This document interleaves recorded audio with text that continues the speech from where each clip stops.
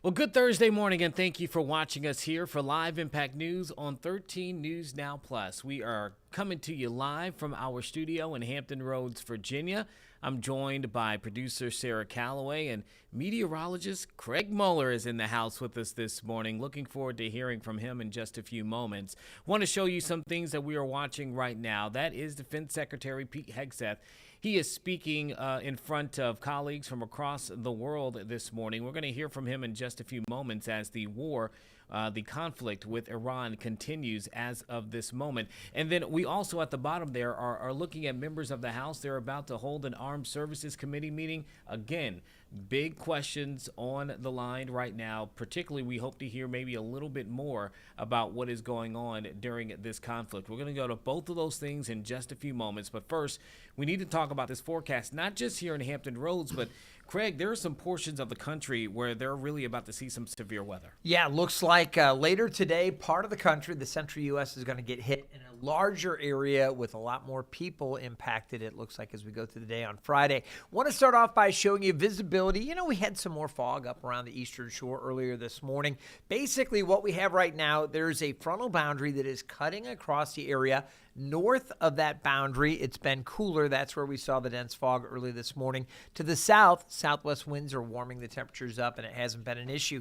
Here's what we have over the next 9 hours. Temperatures into the mid-70s with mostly sunny skies, really looking pretty good for us. As we take a look at the radar, no rain out there, nothing to worry about, just a little bit of cloud cover out there, some thin cloud cover that'll kind of push through for a little bit, but skies are going to be mostly sunny. Now, you look out to the west and you're going, okay, I see that rain. It doesn't look too bad. It really hasn't been too bad. Nothing severe yet, but I want to talk to you about the potential because we do have out there this opportunity for some stronger storms. There's basically a frontal boundary draped down across Texas with low pressure riding along that front. As that low pulls up a little bit farther to the north and into the panhandle of Texas and western Oklahoma, that's the area where we have the greatest chance for severe storms. There is a level 1 threat across parts of Kentucky and much of West Virginia, but just some gusty winds. I'm not too concerned with that. As we look back across portions of Texas, including the Lubbock area up through Amarillo, you have what we call a slight risk or a level 2 threat for severe storms. That area is shaded in orange from Childress to Elk City up through Woodward, Oklahoma. That is a level 3 threat, meaning numerous severe storms are expected, with a level 2 threat shaded in yellow up through Wichita and Hutchinson back up to Emporia. That's Emporia, Kansas. So we're going to be watching all of that. Now, I mentioned the wind threat, the main thing for Kentucky and West Virginia. And we're talking about winds that could gust in excess of 60 miles an hour. But the areas that are hashtagged out there across Oklahoma, there we could see winds gusting in excess of 75 miles per hour. We also have to watch out for large hail. Eugene, we could see diameters 2 inches or greater for that area hashtagged out. Southern Kansas into Oklahoma and Texas. So that's going to be a concern. Then you take a look at the tornadic threat. We'll zoom in here, just quickly show you that kind of third tier of concern around Woodward down through Elk City over towards Amarillo. Those areas really need to stay weather aware. The tornado threat is greater down that way as well. The hashtagged areas indicating EF2 or greater for those tornadoes. So some larger, maybe even some longer duration type tornadoes potentially down in that area as well. This extends it down through Childress and even over towards Lubbock, just on the east and northeast side of Lubbock, basically off to the west of Wichita Falls, and then it extends up to the north to south of Wichita with the level 1 threat all the way up through Emporia. So that's for today. Now, we're going to take a look at what's going to happen for tomorrow. And this is the area that I'm most concerned with for potential tornadoes. Eugene, we talked about this. I said, the central U.S. had to worry about it today. But tomorrow, now we're getting into some major metropolitan areas. All right, you take a look at that area shaded in orange. That is an enhanced or level 3 area, a zone highlighted for numerous severe storms. As we take a look at the tornadic threat, we're not looking at 1 or 2 like we were today. You've got that area shaded in red. That's the third elevated tier of potential for tornadic development. And this includes places like Kansas City, Missouri, and Kansas City, Kansas. Back down through Ottawa and Emporia, Topeka, Kansas, down to the south there through Tulsa. So Kansas City and Tulsa in and of themselves, just those two larger metropolitan areas, a lot of folks facing a higher threat of tornadoes. When you get areas shaded in this kind of third tier, you start to look for several tornadoes. Could see maybe a tornado outbreak depending on how things come along. The level 2 threat extends out towards Wichita and Oklahoma City, so some other areas here also potentially under the gun. All the way down towards the Dallas area, level 2 threat. So Dallas and Fort Worth, they're going to be needing to pay super close attention. It extends up to just south of Omaha. Strong winds, another big concern, and those strong winds could reach all the way over to central Illinois. In fact, Chicago, Illinois could be seeing some stronger winds as well, and the large hail potential, that extends up through Chicago as well. By Saturday, that shifts a little farther to the east. You notice Hampton Roads not included in the area under severe weather. We're still okay. But when we have temperatures getting up into the 70s, mid to upper 70s, it's getting rougher in other parts of the country. So that's what's happening with the severe weather outlook on Saturday. Pittsburgh down to Houston, another area through Corpus Christi, western parts of Louisiana, all the way back into Austin. A lot of area there with concern.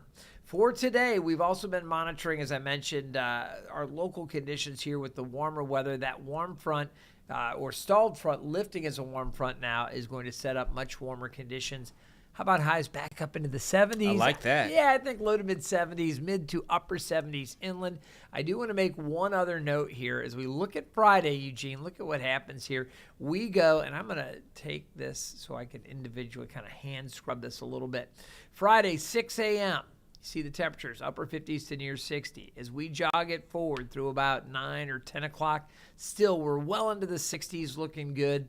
By midday, we're getting into the low 70s inland. Now the models, it just jumped ahead. But the models are pretty quick here. What's going on now? We get this colder backdoor front dropping in, and afternoon temperatures at the ocean front back in the low to mid 50s. So while inland areas like Ahoskie, Franklin, Elizabeth City, Edenton, 70s, we're going to find temperatures low to mid 50s along the coast, and up on the eastern shore, 40s. Obviously, a lot colder there. I used to say, because I had to travel to Elizabeth City often in my earlier days reporting here at 13 News Now, and I always felt when I went down there, it was warmer there in Elizabeth City, no matter what it was in Norfolk or Virginia Beach. I always felt if it was hot in Norfolk, I knew it was going to be scorching for whatever reason when I was in Elizabeth City. And not only that, Elizabeth City also has a lot of the humidity coming in off the Albemarle. So a lot of times they get hot and humid down there. Edenton, Elizabeth City can certainly cook. Now, as we take a look here, allergy report, want to mention tree pollen is up. As we take a look again, that's kind of one of the other perils with these springtime temperatures. Everybody's ready for the sun, ready to get out and enjoy the nice weather. I am too, but pollen is coming up. You may feel the congestion with the temperatures warming up.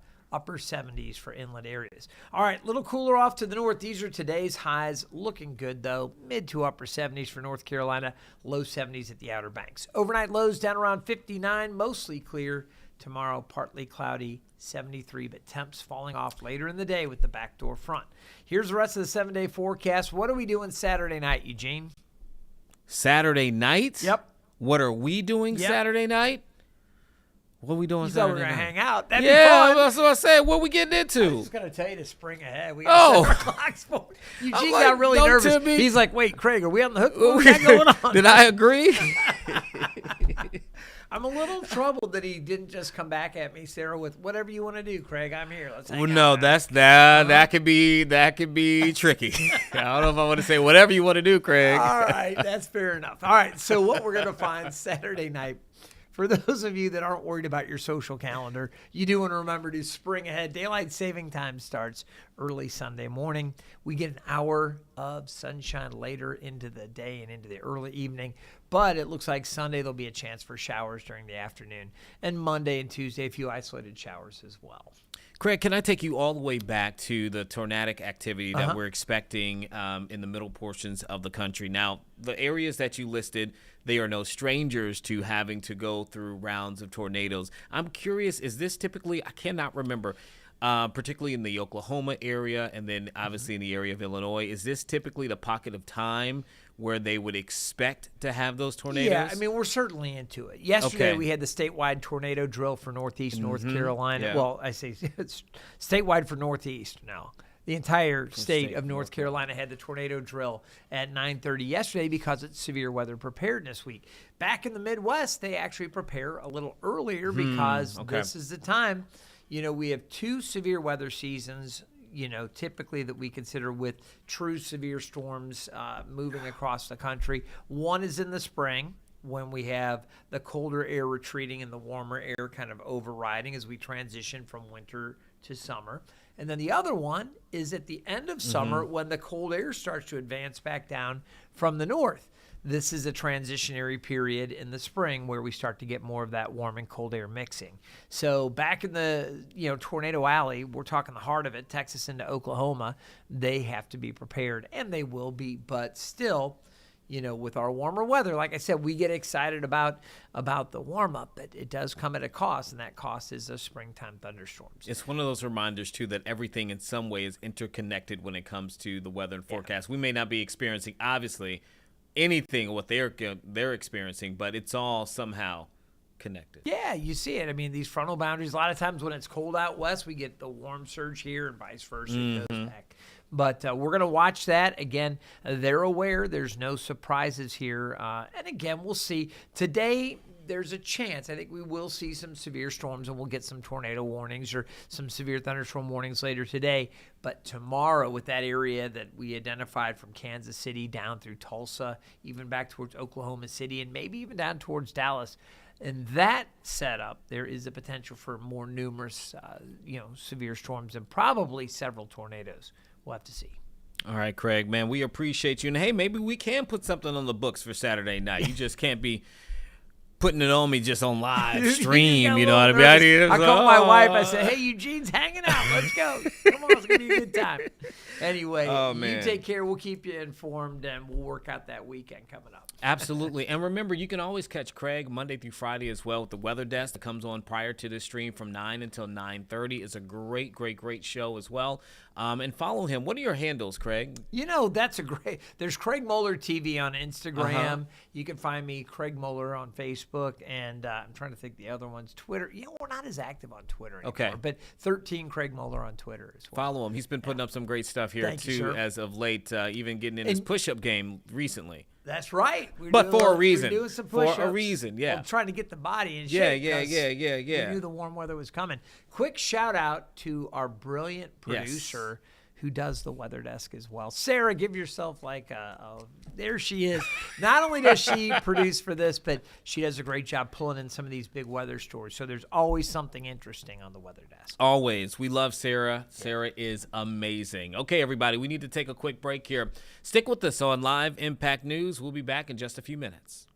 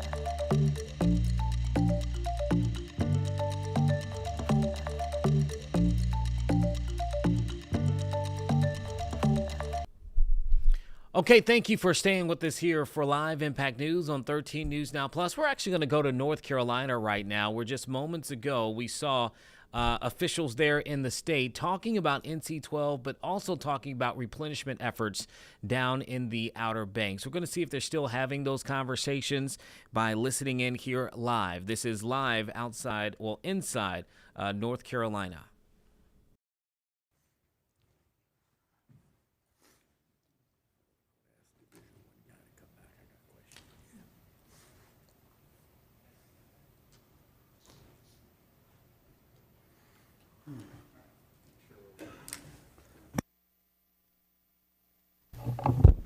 Thank you, Chairman Shepard. As he said, my name is Aaron Cornell. I am the Fiscal Research Division's primary analyst that covers the North Carolina Ferry Division.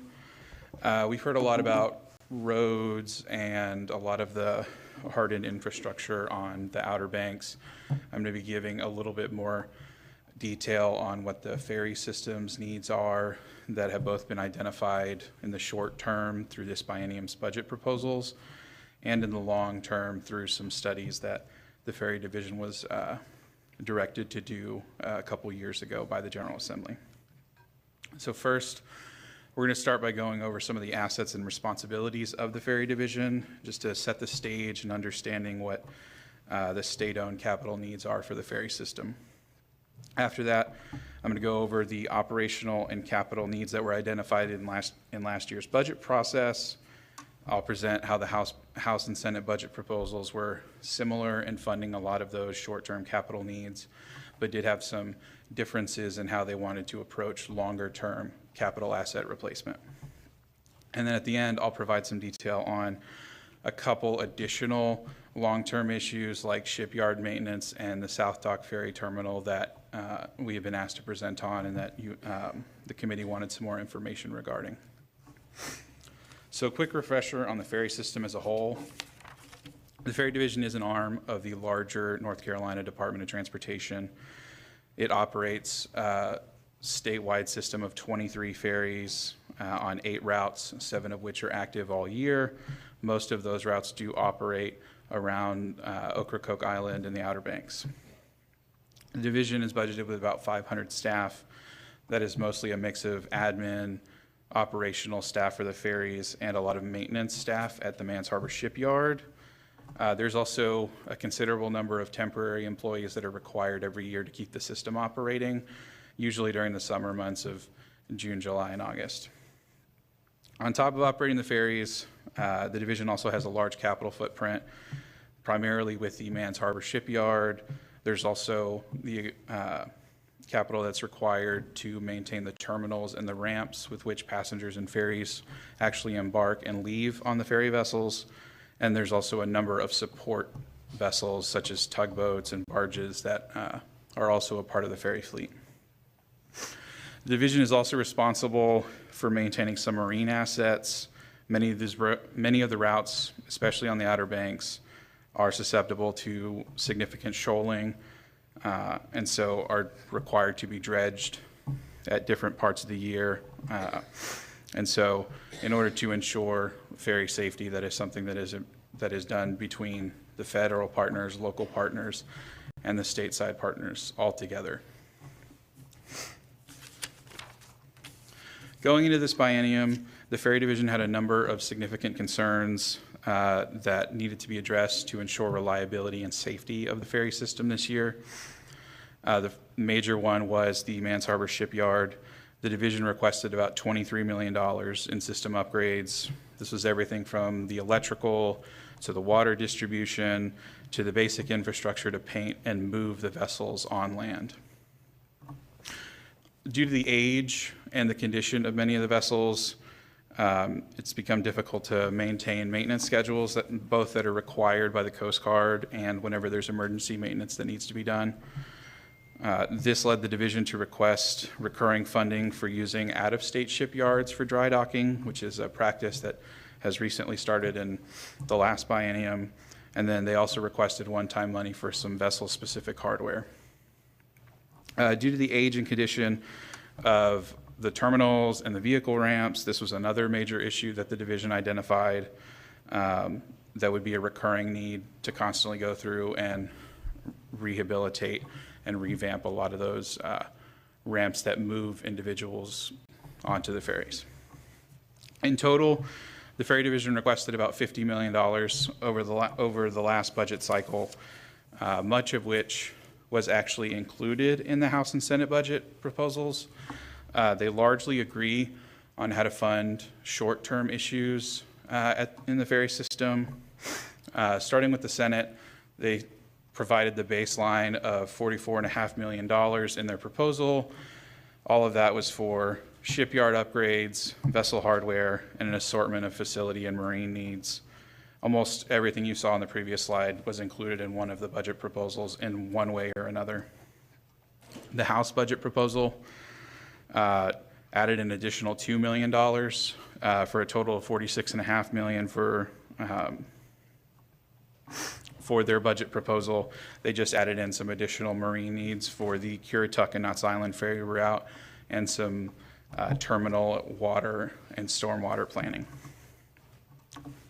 So the two budget proposals were very similar in their short term for what needed to be funded on the ferry system. It's the long term where there is some significant disagreement, and that is something we're going to get into now.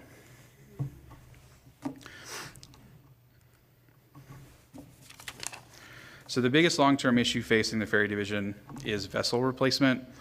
This is one that has been talked about for a long time, and one that the General Assembly actually required the division to study in the 2023 Appropriations Act.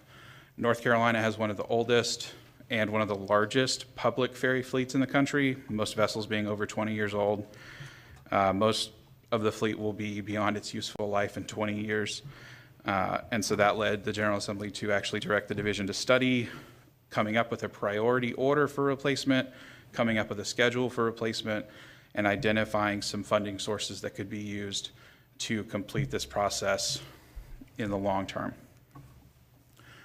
The study itself provided multiple schedule options for how the state could go about replacing its vessel fleet.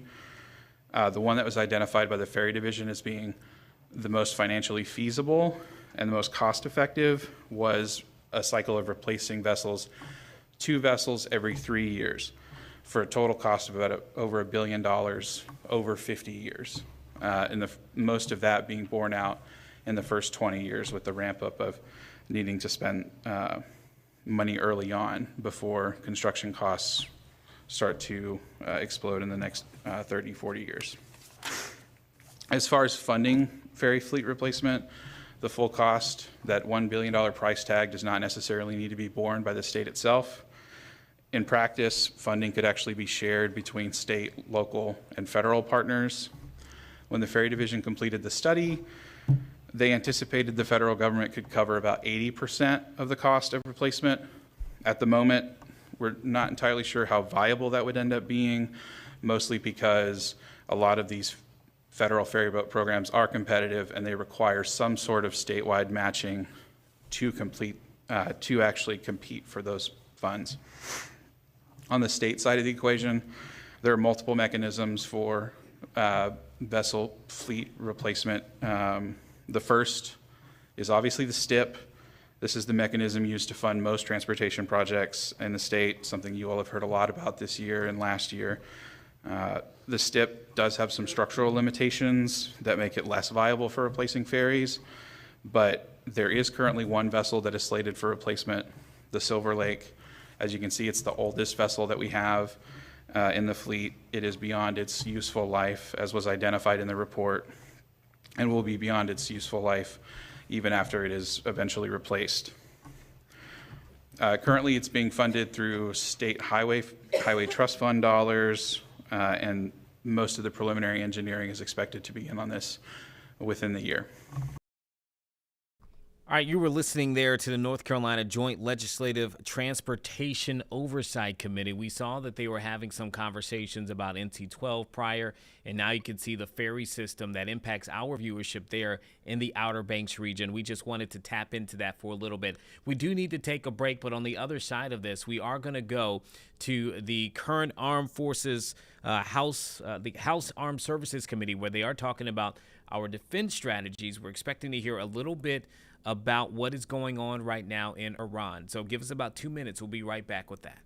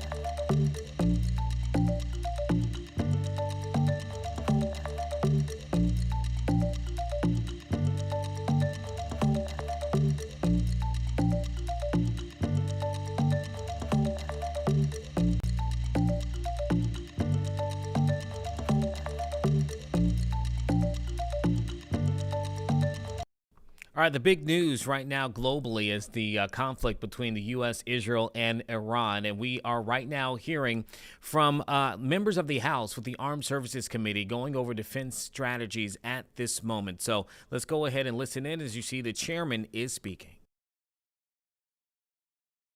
I told you there was overwhelming bipartisan support in Congress for keeping our posture in Europe at 5 brigades. It's clear to me that you decided that pushing your agenda on U.S. force posture without interagency coordination and without regard to the President's opinion or Congress's was the way to go. Can you explain to me how you arrived at that position? Thanks for the opportunity, Mr. Chairman. Let me, I categorically assert that I was straight with you in our discussions, and I commit to be. So that just kind of lay flat, as they say in the Pentagon on that point.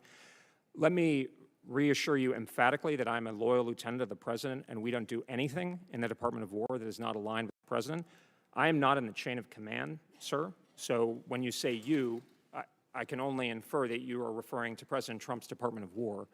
I stay very, very closely tied in with Secretary Hegseth, who is, of course, with the President essentially every day, whether directly, physically, or otherwise. So let me just stress once again, sir, that these are the policies of the Trump administration. I am a loyal lieutenant of the President, and we follow his instructions on this issue as others. On the specifics of the matter, sir, a couple things. This decision was coordinated through normal channels within the Department of War and did receive best military advice. And in fact, some of the, I will say, some of the reasons for doing it was the significant stress on the Army forces that were deployed there. So that was actually some of the, in fact, we all heard about it directly. And without getting into individuals, because it's deliberative within the executive branch, I have a different understanding of the best military advice provided by some of our commanders. So happy to go into that. So we aren't competent to hear best military advice in this committee?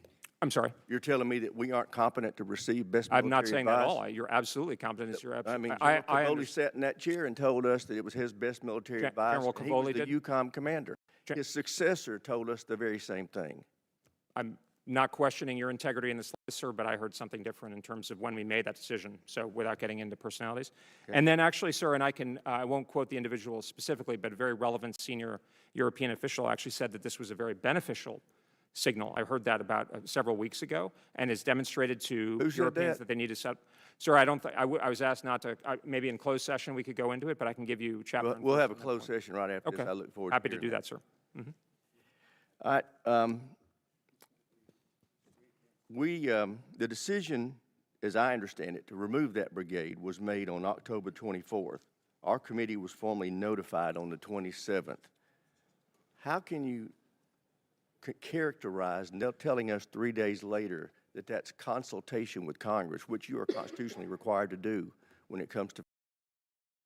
We're going to continue to monitor that as you are listening there to the Honorable Elbridge A. Colby. He is the Undersecretary of the War for Policy there, speaking to members of the Armed Services Committee in the House. But right now, we need to go to something that's happening as federal aviation workers are holding a press conference urging Congress to end its partial shutdown. The disagreements that the Republicans and Democrats have had over funding DHS has also impacted federal aviation workers as well. So let's listen to them.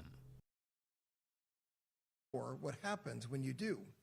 We know what this costs because, unfortunately, we've just been through it. The last shutdown cost the U.S. economy more than $6 billion in just 6 weeks. More than 5 million trips disrupted, $200 million in delays alone. And those are just the numbers we can measure. What's harder to measure, but just as real, is what happens to the workforce itself. The average TSA officer earns about $35,000 per year. These are not workers who can shrug off a missed paycheck. These are paychecks that cover groceries, rent, childcare, gas. This is money that families depend on. And when the workforce is hurting, staffing weakens, and the entire aviation system becomes less reliable for every single traveler who passes through it. And this is not a partisan issue. An overwhelming percentage of Americans across both parties support guaranteeing pay for TSA officers. The American public understands what's at stake. It's time for Congress to do its job. We're not here today asking for a temporary patch. We're not here for a last-minute deal struck at the 11th hour that buys a few more weeks or months. We're here for a permanent solution. We're preparing to welcome the world for a run of historic global events. The World Cup, America's 250th birthday, more than 3 million people going to our airports every day. The workforce is too important, too essential to be used as political leverage. Pay the people who protect our skies. Protect the system that powers our economy. Fix this permanently. In the meantime, if you pass through an airport this week, take a moment to thank a TSA officer. U.S. Travel is mobilizing our members in the industry across the country with messages, social tools, and resources to show appreciation in local airports from coast to coast. If you're in the industry and want to help, please reach out to our team. This moment calls for the totality of the industry's voice. TSA officers are showing up. They're doing their jobs. They're keeping millions of Americans moving safely every single day. It's time for Congress to do the same. And now let me introduce Governor Sununu for a few comments as well. All right, good morning. First and foremost, a huge thank you, right? A huge thank you to all those TSA agents a few miles from here, not getting a full paycheck last week, probably looking down the barrel of a zero paycheck in the next couple weeks. But they're out there. They're doing their job. They're making sure people are coming through. They understand that not just today, but in the next couple months, you're going to see record numbers of people traveling as we hit spring break. It's already a very strong year in the industry as folks come to the airports, go through those TSA lines, making sure that planes leave on time. You're looking at close to 3 million people a day in some of our high peak days coming up. Those are real numbers. They're not getting paid, and they're still showing up. God bless them. And these folks right here, right? You have flight attendants. You have pilots. You have air traffic controllers. It's solidarity. This is not just about those TSOs and those individuals. This is about these industries as a whole. Travel and tourism, those frontline airport workers, the airlines themselves, these folks that come to work every single day. It's not just about this group or that group. And that's the amazing message, I think, that Capitol Hill needs to hear. At the end of the day, it's those agents not getting paid, but who are the real victims? It's the American public. It's the American public that is going to be traveling, that is going to potentially be stuck in these long lines. The planes, the system is safe. The planes are going to take off and land on time, but the potential lines that you're looking at and the delays, the penalty to the American public that have nothing to do with the back and forth argument going on Capitol Hill, it's completely unfair and, as Jeff pointed out, completely unnecessary. They have those tools, they have those bills sitting right there before them where they could pay those aviation workers across the board. It's kind of logical, right? If you go to work, you need to get paid. That's actually the law, by the way, for every business in America. In fact, the ironic part is the federal government will fine you if, as a business, you don't pay your workers, but they're not paying theirs. They're on Capitol Hill today. These are their workers. Now, I know there's 100 senators and 435 congressmen, and they can each point at each other, but at the end of the day, it's each and every one of their responsibilities to make sure this system, this government system, works efficiently and works for the American public. They have failed. And they're not just failing this time. We've been here before. We were here back in October, right? We were here back in October, and it lasted 6 weeks. I remember going back, and a lot of folks said, well, that only might last a couple weeks, and that was the hope, and clearly that wasn't the case. I mean, they were ready to really almost throw Thanksgiving away on the American public. That's how close it came, right? And so the fear is that, once again, they're not going to act until there's something really, really desperate happens, right? So we see those long lines, and unfortunately, we don't want to get there. We just ask them to do the very simple thing of doing their job. So it's a big thank you to them. It's a huge call to simply stand up, sign these bills, find a way to do it. You can have political fights, of course. But people have to appreciate, in this new age of kind of populism on both sides, the rules have changed a little bit here. Are we looking down the barrel of every 3 or 4 months when somebody has a political disagreement? The entire tourism industry, airports, the airline industry, all these individuals behind me have to worry about whether the whole system is going to come to a screeching halt. And it's not just about the airlines. This is the economic system of this country. This is business travel. This is international travel. This is holiday travel.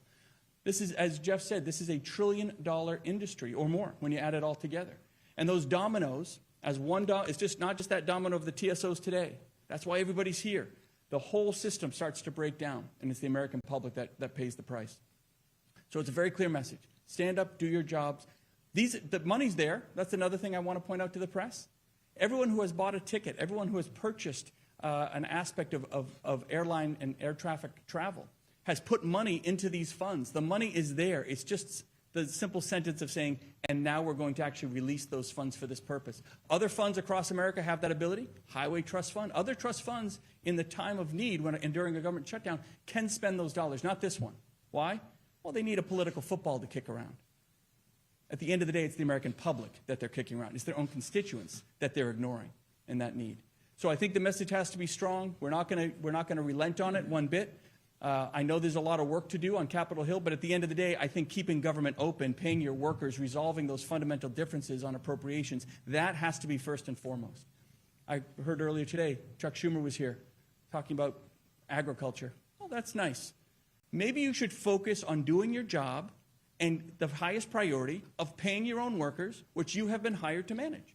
It's not fundamentally a difficult thing to understand, but they'll do everything they can to ignore it. And at the end of the day, it's these individuals standing with us today and the American public that gets hurt. So it's great to have the solidarity around it. We need a strong message. We need the press to highlight it. We need folks to go. There's a great website.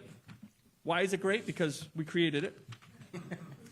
payfederalaviationworkers.com. Payfederalaviationworkers.com. This is where we're asking the public to go to get involved, to make your voices heard. Or just pick up the phone to your congressman and senator. Call their offices. I'm a former governor. Believe me, when people called the office, we heard. We kept track of every call. We kept track of everything that came in. So your voice will be heard. If you're a parent with a student that's about to head out, maybe on spring break, let's make sure that your student can get from point A to point B safely and securely on time.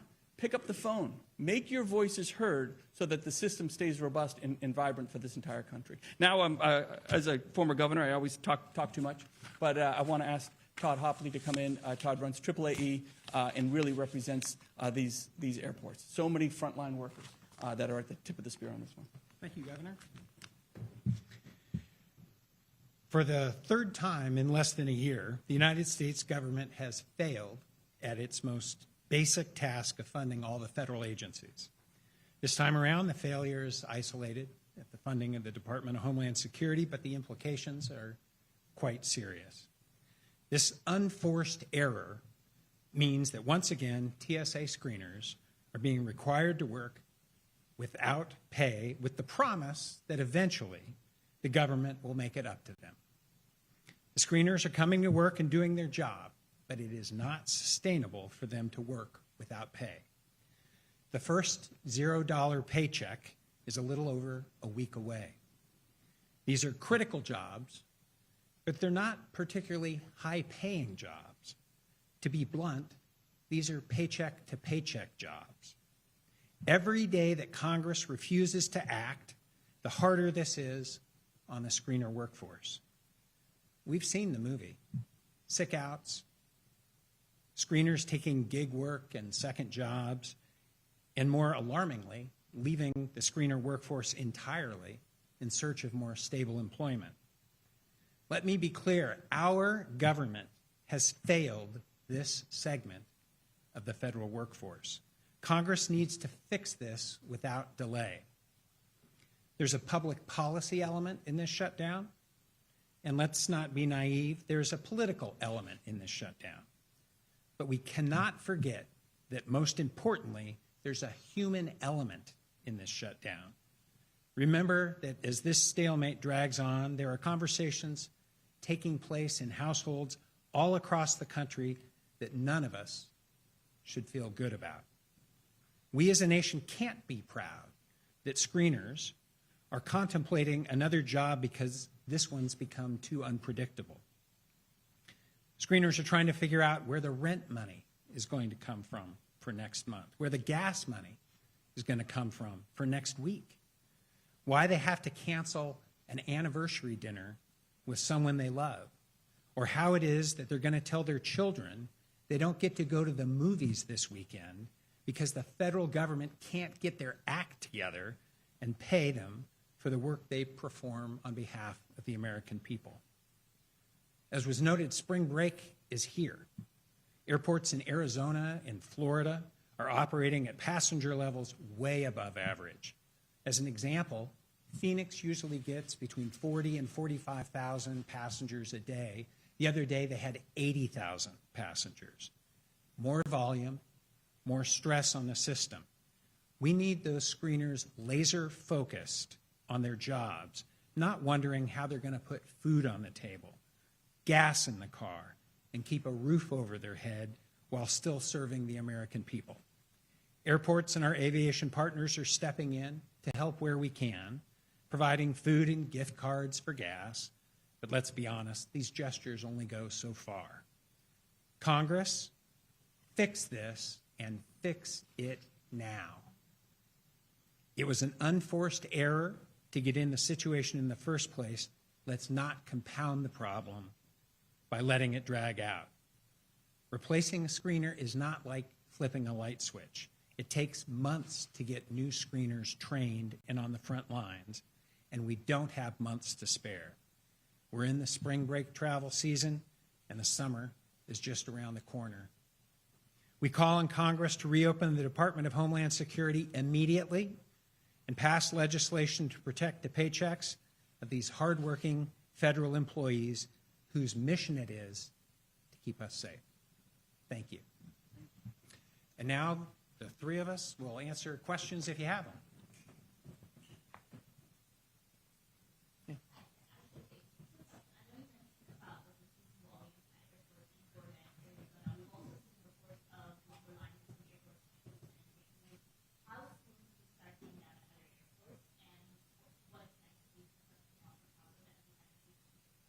Sure. The question was, when are we going to, we've started to see longer lines in airports, and when is this going to compound? And I think you're going to see that as every day goes by. The longer this goes on, in the past, what has happened in the past is usually a good indicator of things. We're going to see sick outs. We're going to see screeners who love their jobs, but are going to be forced to look for other jobs. They're going to have to TSA is going to do their very best to try and keep those lines moving, but they're not going to sacrifice safety, and that means people should be prepared as this drags out for longer lines. Take more time. You're going to have to pack your patience if you're going to the airport. I wonder if you have a solution, because what you said is fix it. And what I wonder is, obviously this isn't about the reason the government shut down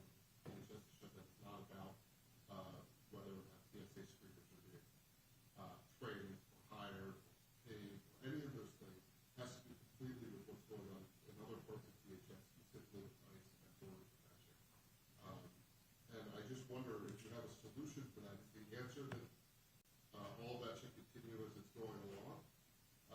Or is the answer that some of those things need to be changed? For instance, we talked about streeters needing to be trained, ICE agents are not being trained the way that they used to be. What's your solution to get Congress to move fast? I know, Edward, you've dealt with 400 House members. Sure. before. So the solution's right there. There are a couple different acts and bills sitting before Congress that would pay federal aviation workers, that would give them the carve-out, right? Just like any business, if you're struggling in a business, if workers are coming, you have to pay them. So it simply says if you're a federal aviation worker and you're coming to work, we're going to pay you. The money's there. It's been appropriated. It just hasn't been released. So the answer is actually, I think, pretty darn simple. And there's a couple different ways. A couple different congressmen have put bills up. Couple different ways to do it. They just haven't been able to get it over the line. Yeah, I would just add to that in the last shutdown, more than $6 billion lost, 1 full point of GDP. It's actually, there are two very simple things to do. One is just prevent shutdowns. Just don't allow these things to happen. You can't have a shutdown in the state. Right. This isn't an option. If you're going to keep that option, how do we exempt everybody connected to aviation? Air traffic controllers, TSA, CBP, all of those should be exempted in order to ensure that the aviation system continues to run. Now, obviously, they don't want to do that. They'd rather use this industry, the people behind us, the people who are on the front lines today, as pawns. That's something they should be ashamed about.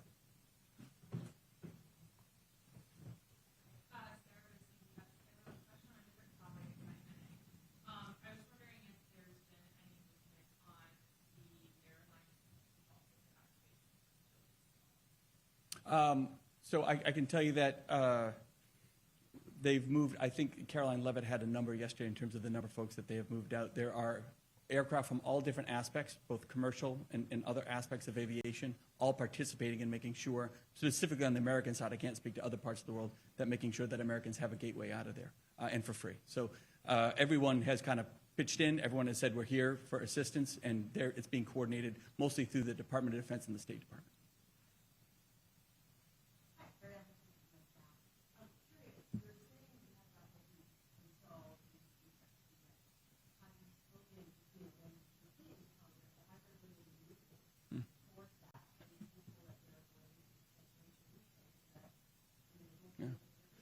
Well, I can just tell you, we have armies of people on Capitol Hill every day having this conversation on both sides of the aisle, kind of pleading with folks that might be on the fence about moving forward either with one of these direct solutions. What they do want to do with DHS, again, that's their issue. TSA can be carved out. It's right there for them. And so, yeah, we're advocating constantly on the issue. I want to throw a quick pitch in here. I think Ha McNeil, the administrator of TSA, has done a phenomenal job. She's out there every day. She's keeping her staff motivated. She's traveling around. She's doing everything she can to keep the system functioning. And I know it's been a 24-hour effort on her team.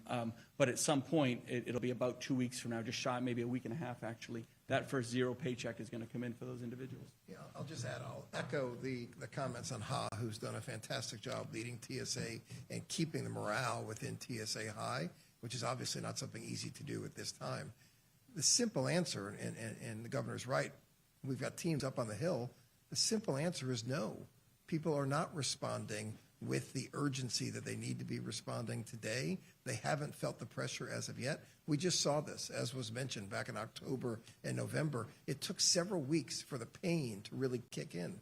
And it wasn't until the pain began to kick in that Congress woke up to the problem. Why do we have to watch this movie again? Why do we need to watch TSA officers go home without a paycheck, be unable to buy groceries, be unable to put gas in the car? We've seen this movie before, and yet Congress demands replaying it. So it's going to take more pressure from industry. It's going to take, unfortunately, it seems, the natural behaviors of TSA officers, as Todd mentioned, going and getting gig jobs, calling out for various reasons. It's going to take long lines, apparently, for Congress to respond. I guess I would call on travelers to demand response before then. We, all of us collectively, shouldn't be the ones who have to go through the pain for Congress to wake up. And I'm going to go ahead, Todd, please. I was just going to add one quick thing that makes this one a little more challenging than the last shutdown, and that is the last shutdown, the entire federal government was closed. They used aviation as a lever to try and reopen the government. This time, there's just one agency that's shut down. And that means that the American people are a little more diffused in their attention that they're paying to this. If you're traveling, you're certainly paying attention. But if you're not a traveler, you may not be paying as much attention to this shutdown as you were to previous shutdowns. So that's why it's really important for anybody who is involved in the travel industry to make sure that the voice is heard and that we get Congress not to be on spring break, but we get them to actually do their job. I'm going to hit one more point. I think it's something I heard. How does TSA recruit? We need more TSA workers. We need more air traffic controllers. Where is the message we're sending to that potential young workforce that wants to come in when they go, I'm going to come into an industry where it's not just once every couple years that there might be a hiccup, but a couple times a year, I might be that political football that's being used and I don't get a paycheck. We're trying to rebuild all of air traffic control across this country. It's an amazing project, the Air Traffic Control Modernization Project, and I think FAA is doing a very good job moving that stuff forward. But how does that move forward? You need workforce behind it, right? So they're trying to do their job to rebuild what is really the restructure, one of the largest telecommunications system in the world. They're going to rebuild the whole thing in the next couple of years. But you got to have those controllers and those TSA agents. You got to have the whole system working, right? And what does it say to those young people when they're making a decision on what workforce to choose? It's going to be really hard to be able to keep hiring folks into this industry as a whole if this is the message that we're delivering.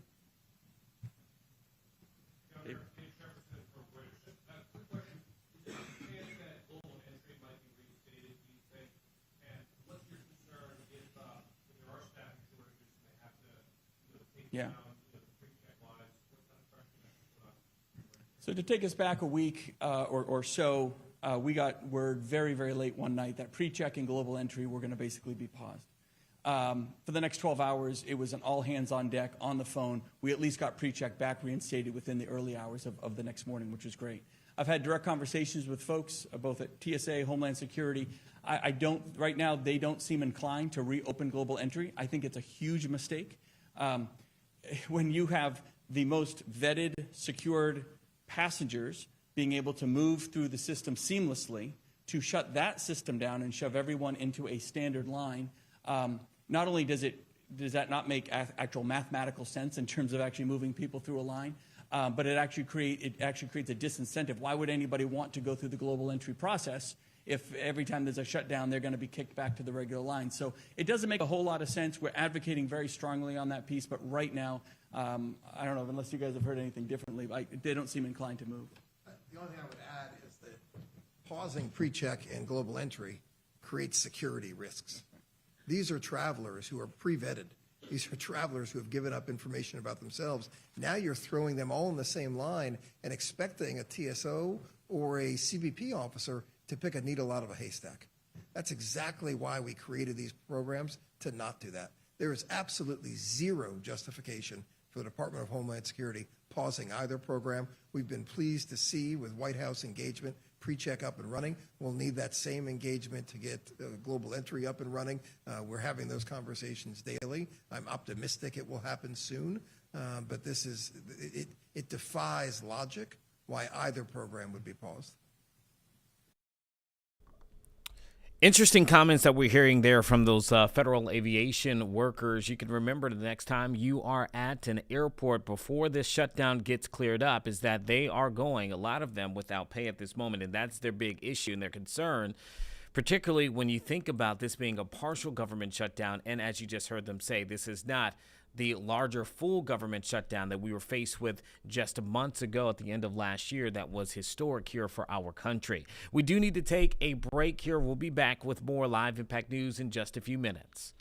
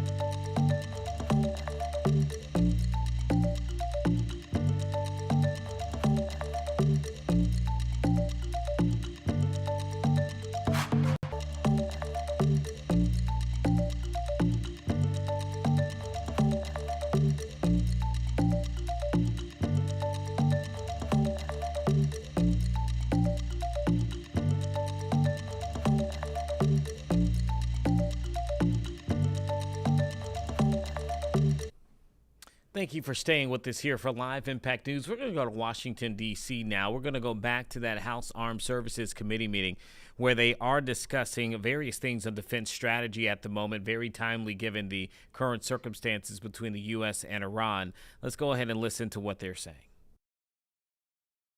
In the case of the Caribbean, he's going after narco-terrorists that have been directly contributing to the deaths of hundreds of thousands of Americans.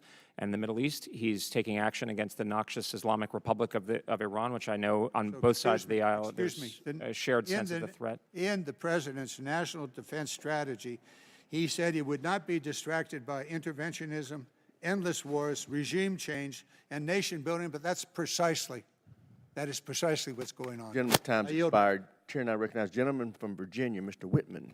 Thank you, Mr. Chairman. Thank you, Secretary Colby, for joining us. I want to pick up where Senator Wicker left off.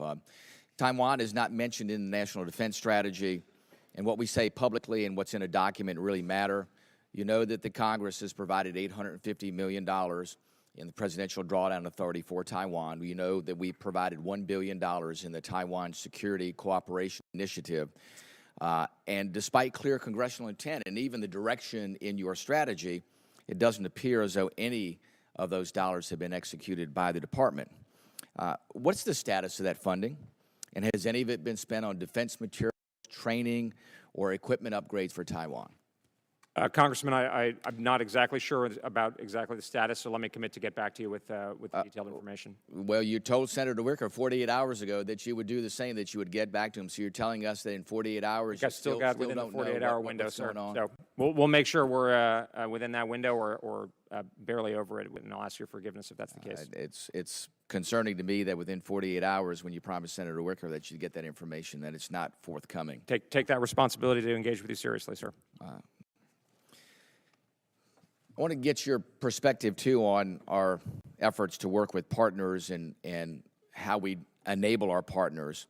The President's asked our allies to do more. To their credit in NATO, they've all anteed up and said that they're going to do their 5%, some of them at different paces.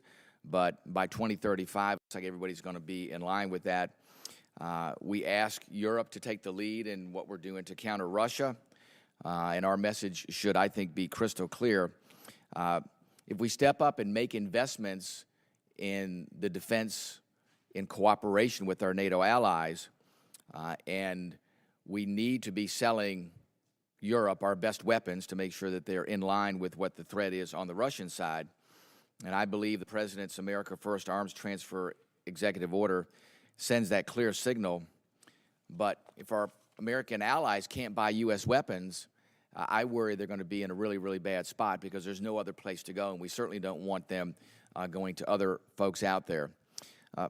Tell me this, what's the message to our allies like the Baltic states or Poland that are meeting or exceeding the 5% target? They're all in, but are being told U.S. weapons that they purchased are being delayed or not prioritized. So they're all in, they have the money, they've paid for it, and now they're being told, by the way, you're not going to get the weapons. Somehow the priority list has been changed and somebody else is higher on the priority list, and yet we see an even greater threat by Russia and what they're doing to build their defense industrial base, which creates an even greater threat, and yet we're not doing the things that we're lecturing the Europeans about doing and not providing them weapons. Give us a perspective on how we're going to close Sure. that gap. Well, actually, Congressman, the way you laid it out, I think is pretty similar to how we see it. I mean, I think we're in excellent, 2025 was about reframing. 2026, we're getting down to business. The Europeans are moving. I can say that from personal experience, not least in Brussels and Munich, as well as Asian allies like South Korea. And I think we're optimistic about Japan, Australia, and New Zealand as well. We are ahead of this problem. We share your sense of urgency coming down from the President. I think we've got three main things we're focusing on. One is the President's historic proposal for a $1.5 trillion defense budget. That is a massive signal of the seriousness with which he and we all take the situation, conscious of the resource issues that Mr. Smith mentioned, but that's a signal of how serious it is. Second, money is a critical predicate, but it's insufficient. We need to have better performance from defense industry, and that's why the President is convening defense industry leaders tomorrow. You have from the President, the Secretary, the Deputy Secretary, Undersecretary Duffy was here yesterday, absolute commitment to getting better performance, and I think you're seeing a lot of progress because we all need to know, we want to be able to get our services where there are unacceptable timeline delays, but also green, our allies. And this is not a situation where they're picking and choosing and try to poke at people. We need everybody to be able to get what they need faster. And this, sir, is where I would turn it around to you and to the Congress, is where we all need to lean in together, also with our allies. This is where the conversation is. If I may say, some of the conversation in the last few minutes has been a little bit backward-looking. Where we are and where our allies' conversation is NATO 3.0, let's get down to business. For instance, we're talking very closely with the Germans about how they're about to make a very significant investments in defense. How do we scale that together to get the best outcome for both of us? Also recognizing that while we need American industry to be eligible in European and other markets, there's also going to be growth in the European and allied defense space, and that's actually to all of our benefit. That's where we're heading. I'm confident that under President Trump's leadership, we will be able to get through this transition, but we did need to have the clarity and continue to need to have that clarity. But if you look at Secretary General Rutte, he's singing from the same sheet as music as we all are. Very good. Thank you. I'll reiterate, too, that the Chairman's focus on this year's NDA is growing the industrial base to make sure we can do those Absolutely. things. We have to do that at the speed of relevance. Completely support that as well, sir. Mr. Chairman, with that, I yield back. Gentleman yields back. Chair, and I recognize the gentleman from Massachusetts, Mr. Moulton. Thank you, Mr. Chairman. Mr. Colby, thank you very much for visiting my office for a long discussion last year. I appreciated that engagement. My reading of the NDS is that it clearly ranks threats around the world, putting the homeland first, deterring China second, and everything else a distant third. Is that accurate? I think the homeland is obviously put first in the same way as it was in 2018. I think the first island chain is kind of the significant weight of effort that military focuses, as I said in my opening statement. So the strategy also focuses quite carefully on the risk of simultaneity, yes, meaning two simultaneous conflicts, either pre-coordinated or because an adversary takes advantage of us being tied down somewhere else. If that is a significant concern and China is the greatest threat, doesn't beginning a war in Iran not really help with deterring China? I think the strategy is not saying that we're not going to do operations, and this happened under administrations of both parties. It actually specifically goes into that. It's saying we need to be prepared for this, obviously the things I mentioned, but also the allies and partners stepping up. And we do see that actually in the Middle East right now. We see Israel, the Gulf partners, so one of the some things of our European that allies. We discussed in my office was concerns about magazine depth, which you've heard both from this committee and the China committee. Are you concerned about that today in the Indo-Pacific? I think I think we have anticipated this reality. We feel good about where we are. Just to be clear, you anticipated a war with Iran. No, we anticipated the need for dramatic action on. That's exactly what the strategy says under the President's leadership. Is we know we have very significant magazine depth across the force. that is also going to be able to support presidents of either party, et cetera, in the future, being able to use the military. But we need to get better performance, and that's But you're why not, we're all you're leaning not in on it. concerned about the number of missiles that we are using in Iran today? I'm confident in the situation. Okay, that is not a view shared by many of the officers who work in the Pentagon. So to confirm, just to be clear, you're arguing that fighting a war with Iran helps to deter China. Is that accurate? Well, I think there's different debates about this. This is about the threat the Islamic Republic poses directly. That's sufficient for justifying the action. And we have a scoped objective, and right now, sir, and you know this from your distinguished military background, we have gotten through a lot of the preliminary campaign of bringing down the air defense, and now we're getting topic, and we're using, as the president indicated, a lot more of the munitions, which we have in very plentiful supply. So I think we're going to be in good shape. And this, just, sir, I would So just to be clear, you think we're going to be in good shape for deterring China because we're bogged down in the Middle East with a war against Iran, and we're not using I think if we much of activate our what the magazine president capacity. and we are calling for, and with support from the Congress and better performance of the defense industry and better behavior and sort of contributions by allies, we're going to be in great shape. So let me just ask, does that Operation Epic Fury deter China? I think there's an argument that it can have some deterrent effect. Just yes or no, do you think What I do see is that I know what we want to know. Well, Do you view? I can give you more do you think specificity. We do see that others around the world, and conscious that we're in an open hearing, are very impressed by the prowess of the joint force and are. But do you think, as someone who's well, I think that focused on contributes to China for a deterrence. long time, Absolutely. do you think it deters? It contributes to deterrence. Yeah, I think that's fair. Okay, and yet for years you have argued that supporting Ukraine does not help deter China. So can you square that circle for us? I can, because, I mean, first of all, I'm a public government official at this point. This document and this efforts by our administration are precisely to get ahead of a problem. That's what strategy is about. This administration is getting after the munitions problem under the president's leadership and the secretary's leadership, and we need help from Congress, Republicans and Democrats, to say not only the money, but better efforts by our defense. Ms. Jacobs and I were talking about this the other day. But listen, we need better performance by our defense industry. I think that's something that's shared across. Mr. Colby, getting after our magazine depth problem is not shooting them all off in the Middle East. All right, I don't think that really helps. Now, look, you talk about a lot about burden sharing, and I think there's bipartisan agreement on the value of burden sharing. We might disagree on how we treat our allies, but we all want them to do our part. The NDS states the Department of War will empower regional allies and partners to take primary responsibility for deterring and defending against Iran and its proxies. Those are the words you wrote in the National Defense Strategy. How does the U.S. going to war with Iran represent our allies taking primary responsibility for the Iran threat? Well, I think Israel is a pretty excellent example of the kind of ally we want that is taking. I mean, they're taking. Oh, no, just to be clear, responsibility. Secretary Obviously, Rubio said that we are involved. burden sharing for Israel because we started the war on their timeline. So I'm asking how our allies are burden sharing for us. I'm sorry, can you say that again? Sorry. I'm asking how our allies are burden sharing for us. Well, I mean, Israel is obviously doing it. We see it from the Gulf partners where there's a lot of munitions depth, et cetera. So, and actually some of the European, Let me just ask Canadian you this. Prime Minister Okay, said. we're coming to the end. How many pages was your opening statement? I'll tell you, it's 1,700 words, 177 sentences. You devoted one sentence to the war in Iran and not one word to the 6 soldiers who have been killed in action. Do you think that's appropriate today? I have only the deepest respect for those soldiers and their families, sir.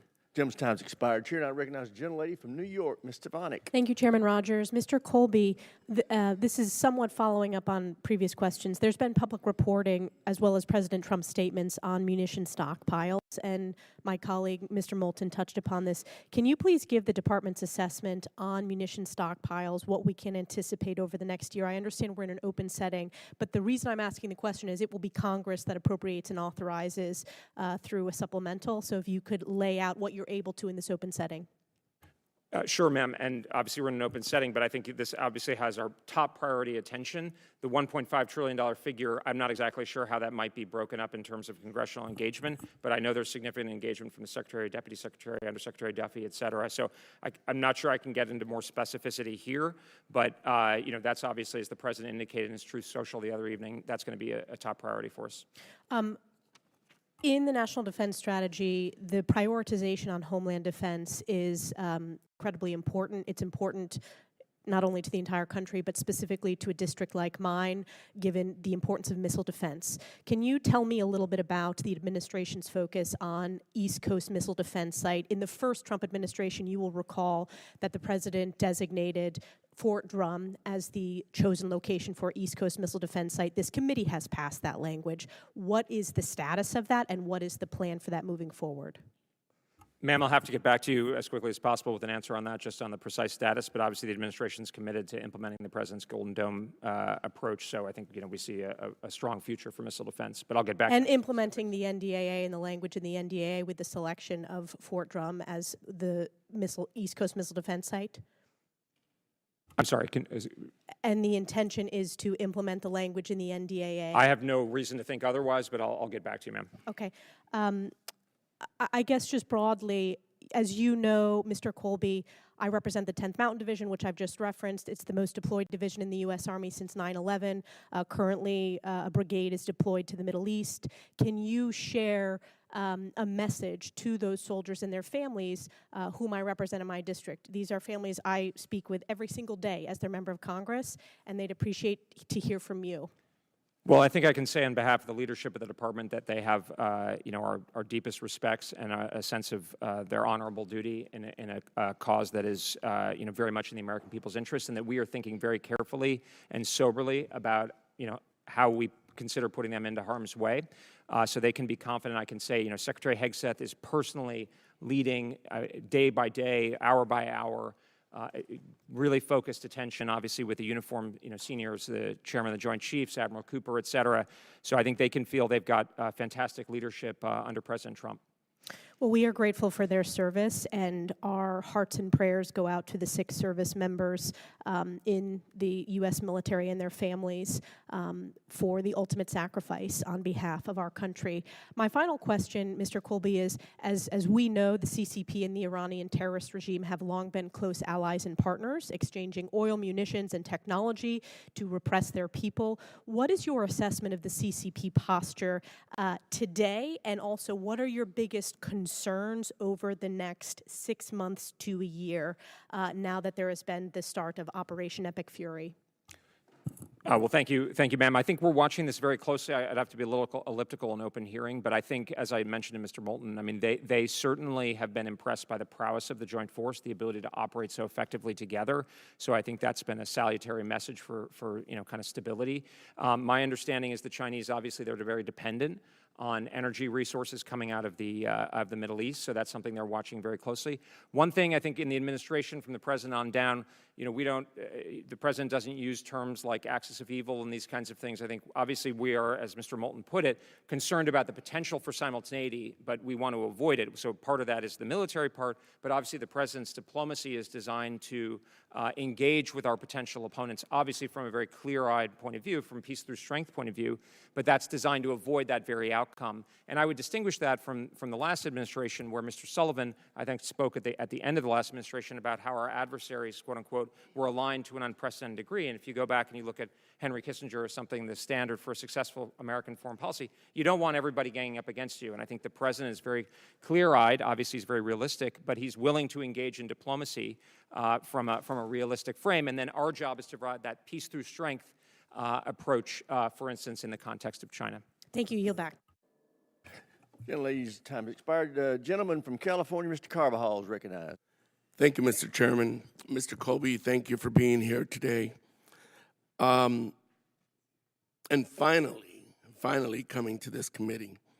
I think many of my colleagues in this room from both sides of the aisle agree that communication coming from the department to Congress has been lacking.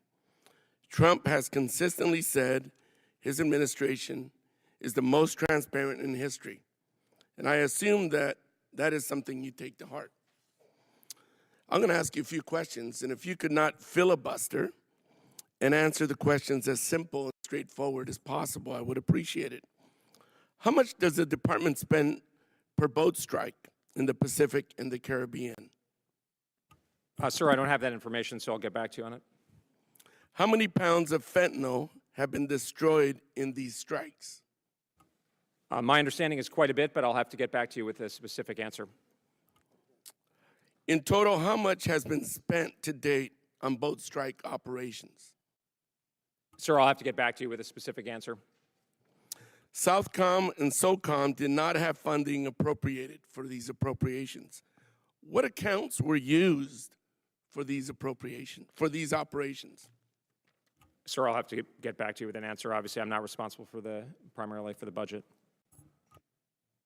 Mr. Colby, is it safe to assume you were involved in decisions and discussions leading to Operation Epic Fury?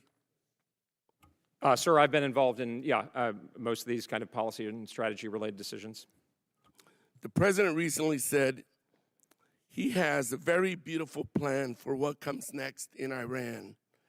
For the sake of transparency and for us on this committee and the American people, could you please share what Trump's so-called beautiful plan is? Well, sir, as I said earlier, my work is mostly in the Pentagon, so I, rely on, our secretary and the chairman who are over in the White House. I wouldn't add or say anything to presume to interpret the president's words, but we're paying a lot of attention to making sure, as he has instructed, that we have a good outcome and a sustainable, intelligent one that serves Americans' interests in a lasting way. Mr. Colby, we're not getting some answers from you. We're getting a lot of rhetoric and oftentimes no answers to our questions, no information. In the National Defense Strategy, our allies are criticized for, and I quote, investing in domestic programs. To a majority of the world, investing in domestic programs is also known as governing and taking care of your citizens. And I get this criticism was made in the context of allies not investing enough in defense. But even when a country is doing everything right, they seem to be punished by this administration. Take the Baltic nations, NATO's eastern flank, for example. They have consistently led defense spending by GDP in Europe, each topping 3%. And despite this, the administration attempted to zero out programs like the Baltic Security Initiative. What else should a NATO ally be doing, in your opinion, if their commitment to defense spending isn't enough to have this administration support? Then what is? Sir, I find it a little paradoxical that, it sounds like you advocate for more domestic programs. It's the American people who've been paying to indirectly subsidize. And don't take it from me, sir. Minister of Defense Collins from New Zealand has made this exact point. Secretary Bessent has pointed out that $22 if you could just answer my question, I would appreciate it. So our allies have invested in their domestic societies. That's not fair. I mean, it seems kind of common sense to me. But it's also not sustainable. And the Europeans and the others, they're not contesting it. What do they have to do, sir, they just to gotta step up and do their invest part. heavily in defense? And sir, let me be very clear. We are actually adapting. So, I mean, if you look at my travels last month to Brussels and to Munich, that was the message, and that was the message the Europeans perceived. And I would say a lot of this is a little bit, we're behind the target because we are actually working with our allies. They're not fighting the scenario. Everybody knows. I reclaim my time. Sir. Let me ask you a few basic questions. Is Russia's illegal war in Ukraine a threat to the United States? Sir, we're all supporting the yes or end no? of the war in Ukraine. Just yes or no, and, Mr. Sir, Colby. we take the Russian military Mr. Colby, how simple is it to answer yes or no? We're taking the Russian military threat seriously, sir. Yeah. Is Ukraine a friendly country? Is it a friendly country? Yes, I think so. Thank you. I would encourage you to answer our questions and not filibuster with a bunch of BS. Thank you. Gentleman yields back. Chair, I recognize the gentleman from Tennessee, Dr. Desjardins. Okay, a lot of grilling going on at this point. At the time, you can see a lot of tensions kind of rising there as you're watching the House Armed Services Committee talking to one of our defense officials on strategy that our nation is currently taking. We will take a quick break right now. We'll be right back in about 2 minutes.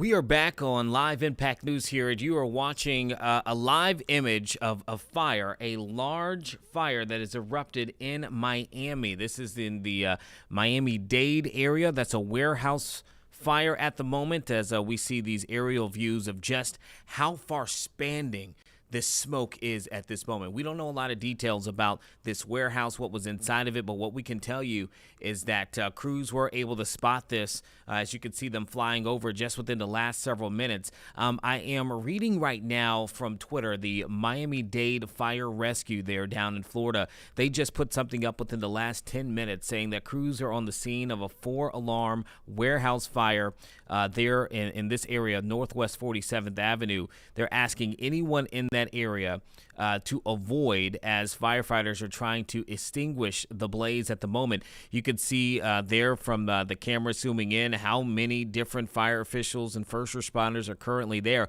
And we can tell just how large of a span this smoke has right now, just as they zoom back. And they're going to continue, I imagine, this helicopter view to zoom back, and you can just see how high this smoke is also going into the air.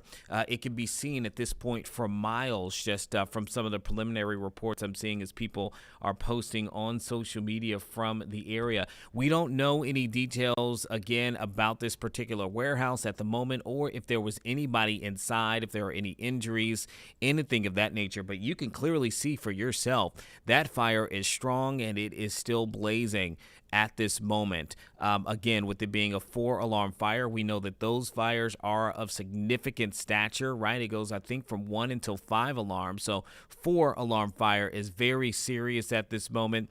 You can see there are, I don't think we see any fire crews on that side at the moment. But when we zoom out, you will see how they're trying to attack this. And I imagine this is not an abandoned warehouse, because those look like trucks, obviously, that are clearly there, I would imagine, in connection to whatever goes on at this particular facility. Typically, when you see these abandoned warehouses, you don't see as many vehicles outside of them, just from my limited experience that I've had in covering various situations where there are old warehouses that catch on fire or anything of that nature. There you go. There you see some firefighters kind of getting in position. But it will be interesting to see how they tackle this, because, Sarah, that is a pretty strong fire. As we zoom out here and get to kind of see just how high in, again, that smoke is going, just billowing into the air. I'm watching this. I'm getting some of this information in the moment. That's a part of what we do here for Live Impact News. We saw this fire pop up there with our affiliate in the Miami area, and then we started doing some research and looking at it. But a lot of this information coming in right now, it looks like for those who are driving in that area, they've completely shut off both directions as the first responders are clearly parked along that main stretch there. Again, we're reading through, that's the Northwest, I believe, 47th Avenue in the northern portion of this region there in Miami-Dade in Florida. As more information comes in, we're hoping that there are no injuries with this. Certainly hoping that people, if they were inside, would be able to have gotten out. But from what we're reading here from also affiliates there, that smoke that you're looking at, you can imagine, can be seen for miles as they're trying to, I imagine at this point, trying to contain that fire, which will be interesting. There are some trees there, but Sarah, can you see? I can't. The smoke is so thick, I can't see if there are any adjacent buildings. I see vehicles. I see a lot of trucks there, right outside, and to our left, and then closer in between, to the right here. But I don't see any other buildings around this particular warehouse. Do you see anything that kind of catches your attention? No, it looks like on that side of the road, the side of the road that the warehouse is on, that is the only facility. Across the street, I thought I saw another large facility and then some parking lots, but I don't see anything on that side of the road that's the same side of the road as the warehouse. Yeah, part of me thinks, I wonder if I can just really quickly, we can go to something else as they're trying to tackle that, and we can obviously keep that shot up. But 47th Ave in Miami-Dade, I wonder if there's any kind of, if we can look at, maybe if we can find a cross street, maybe we might be able to figure out what this warehouse is. But right now, that's all I can see here from Miami-Dade is, okay, here we go. Here's the block. So to let you know what I am doing currently, I am looking into Google Maps, and I'm putting in the cross-section here, the 20,000 block of Northwest 47th Avenue in Miami Gardens, Florida is what is popping up. Okay, let me see if there's any kind of indication of what this may be. Okay, I do see a warehouse at the moment. Let me see if I can, maybe it would have been helpful if I would have showed this process through our,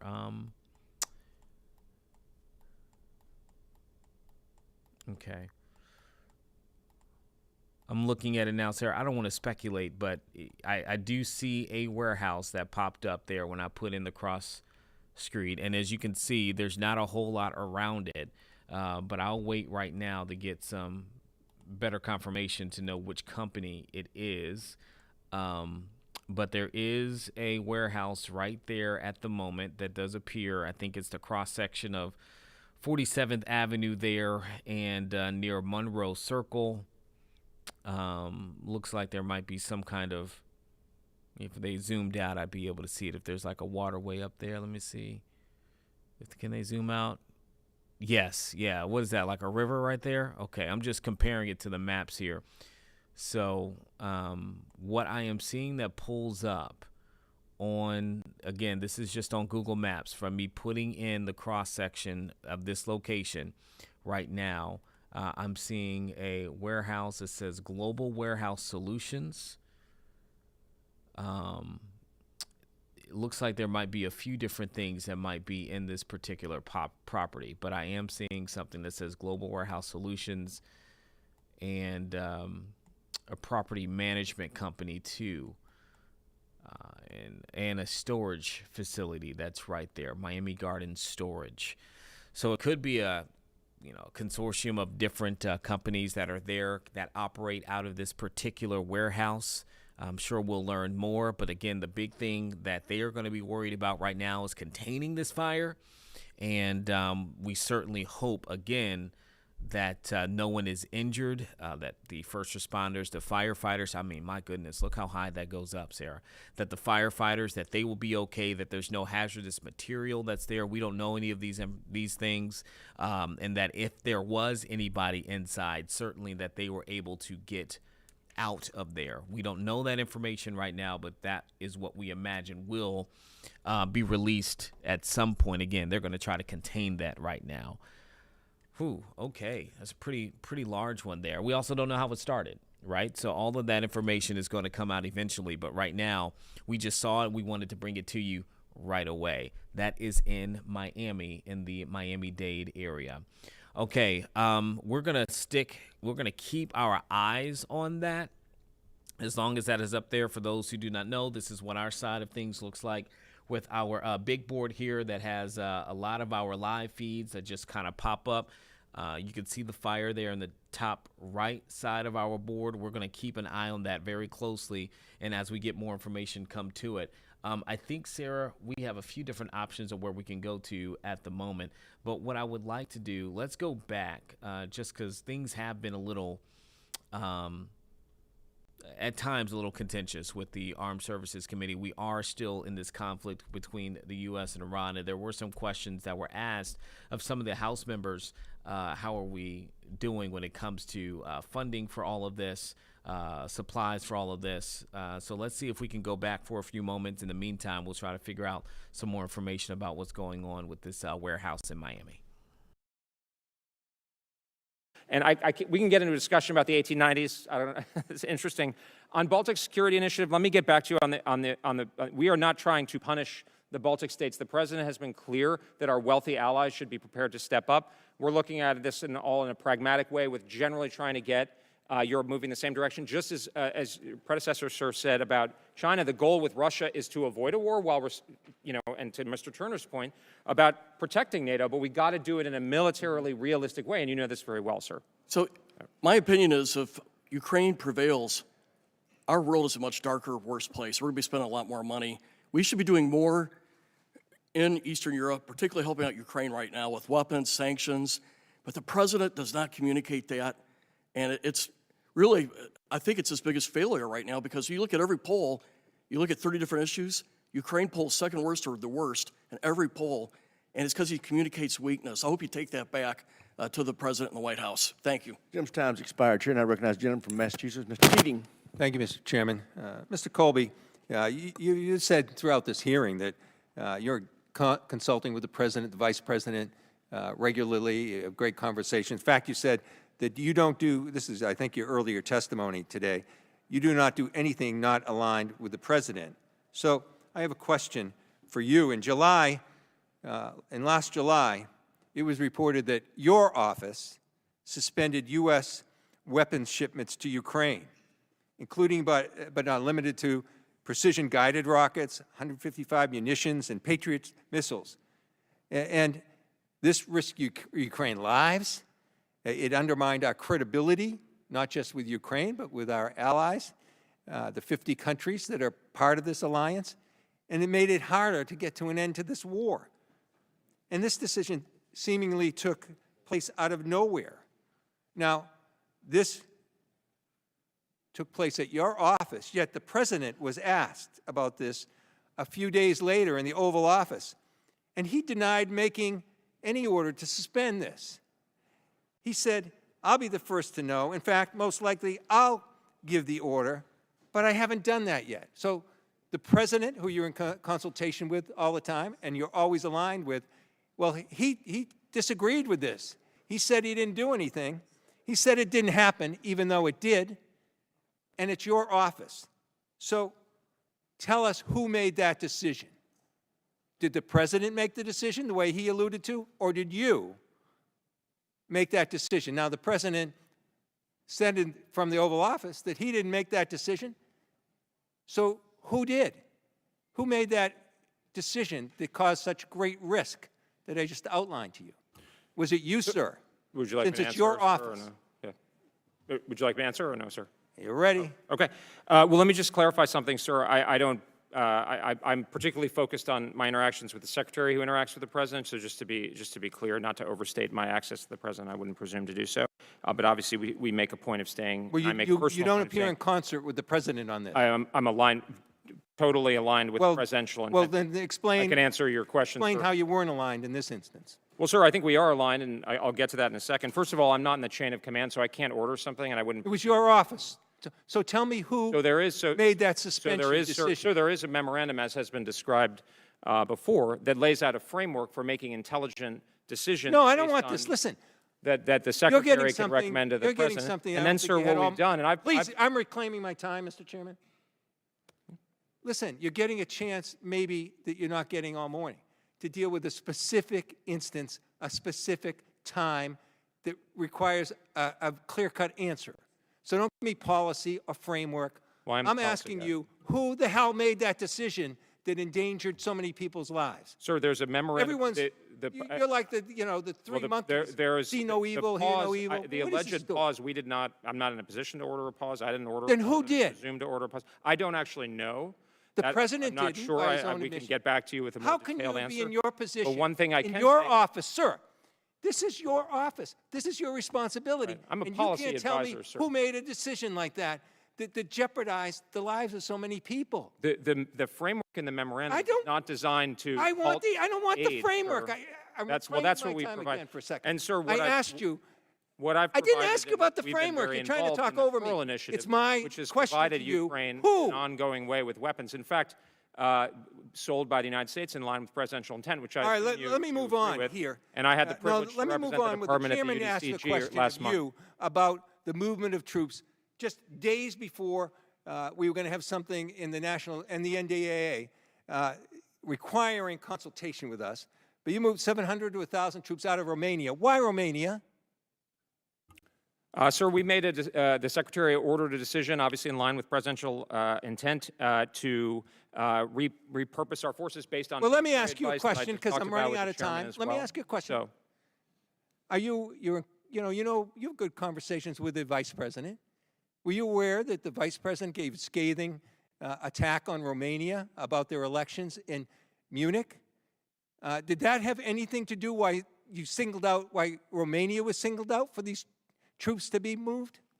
Sir, I'm not going to go into particular deliberations, but we make the decisions. That's what you're we make here the for, sir. recommendations With all to due the Secretary respect, and ultimately you're to the here President in front of based this on committee. military logic I'm in sorry. line with the You said I'm not going to national give defense strategy information and about national security deliberations. strategy. Then what are you doing here in front of us?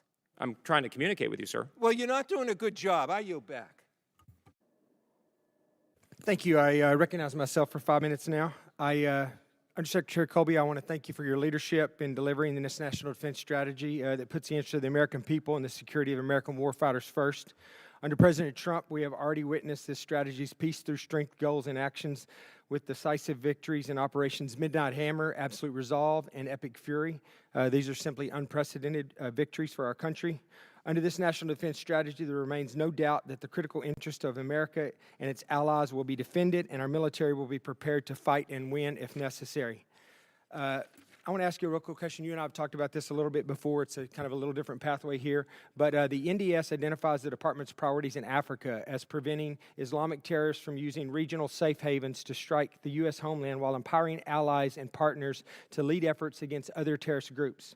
Secretary Colby, I appreciated this recent opportunity that you and I had with your team to visit and talk about the department's counterterrorism efforts in Africa, particularly given the worsening environment due to violent extremist organizations such as JNMI, ISIS affiliates, and Boko Haram. I remain concerned about the persistent intelligence and operational coverage challenges in key regions such as the Sahel and the Lake Chad area.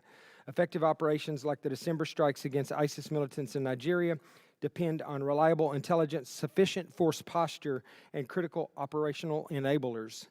Secretary Colby, what is the department doing to ensure intelligence, force posture, and partner support in Africa are sufficient to keep pace with the growing terrorist threat and execute these NDS objectives? Well, thank you, Congressman, and thanks to you and to Congressman Moore and others for your leadership on this important issue. And obviously, we've been active.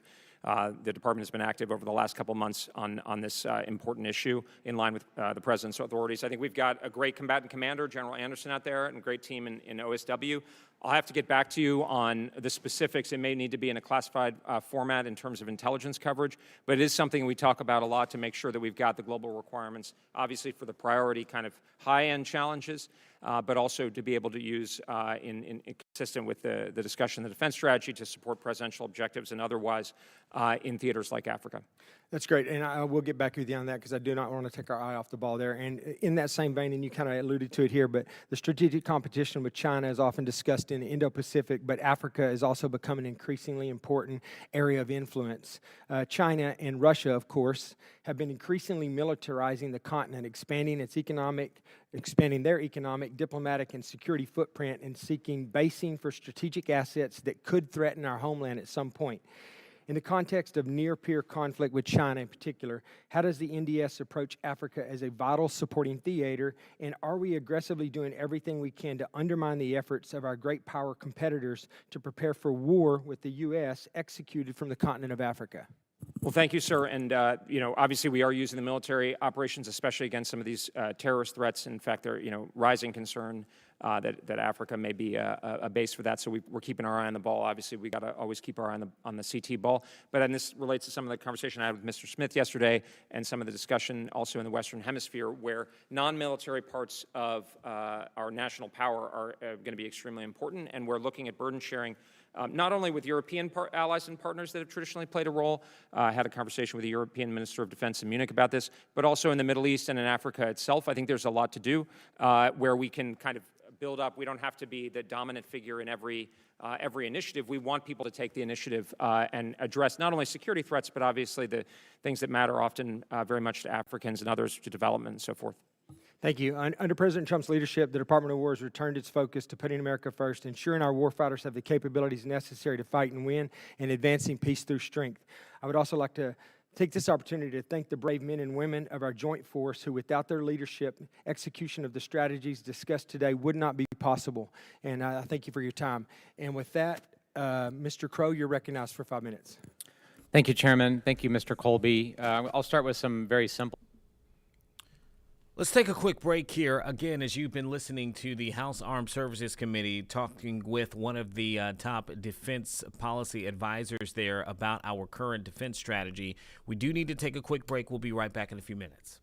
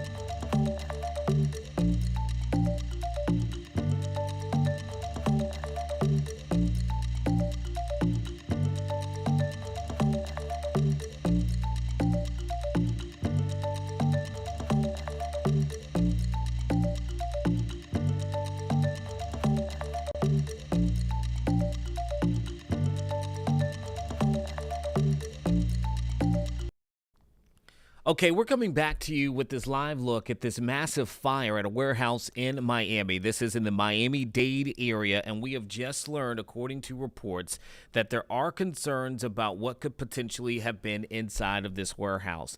Authorities telling some of the local affiliates there that there are a large amount of chemicals burning in the area and that smoke could be toxic.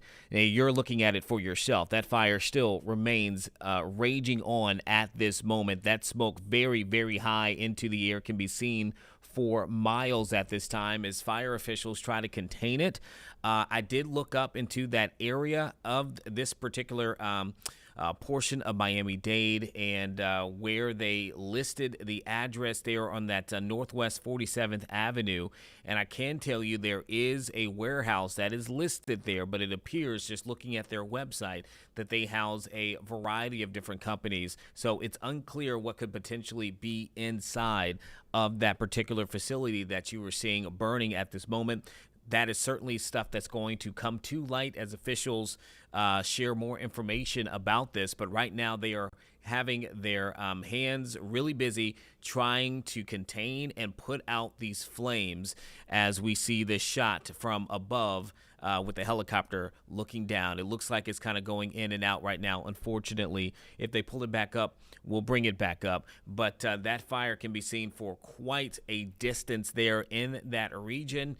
And we really kind of saw it pop up on the screen there around 11 o'clock was the first time that we saw it on our end, and it has just been burning since then. The street around that area has also been blocked off.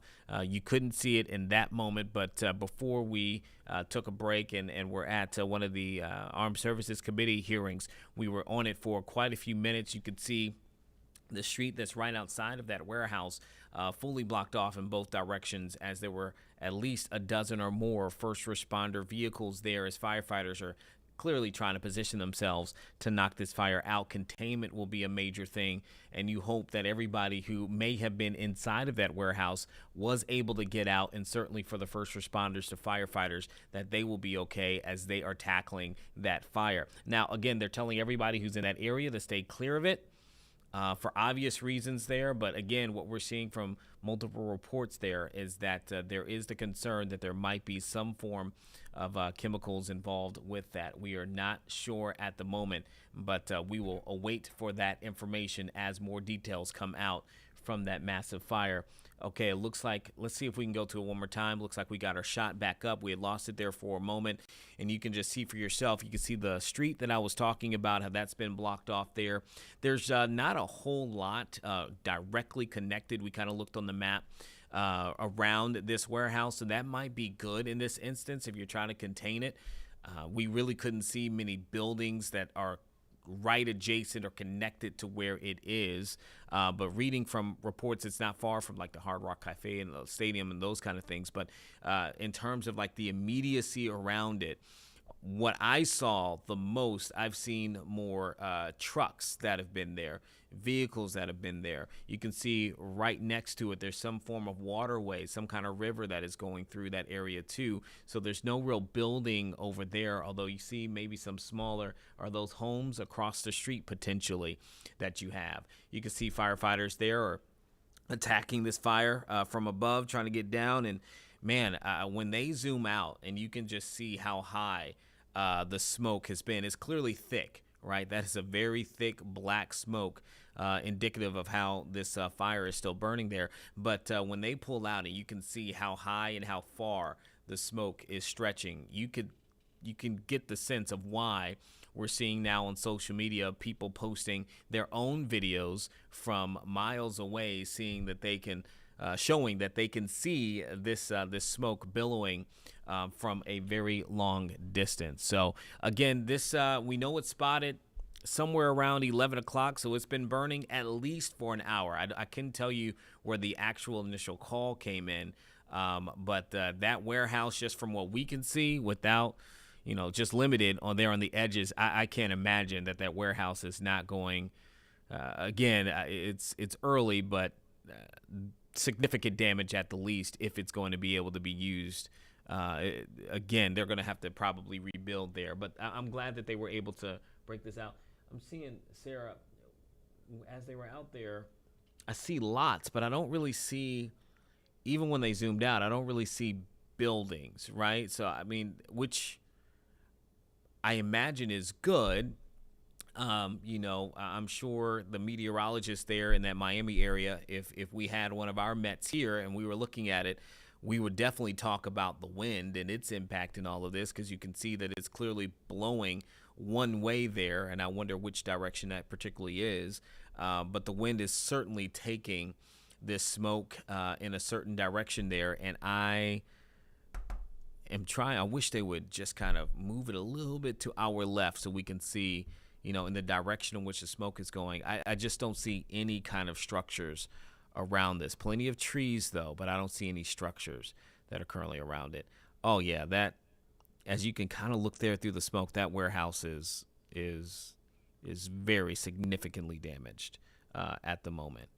So, yeah, we just wanted to bring you this live as we're seeing it too here in real time, trying to get more information on it. Right now, we don't know about any injuries or anything of that nature. We don't know how it started, but certainly you can tell that this is a big lift right now for the firefighters who are right there in that area.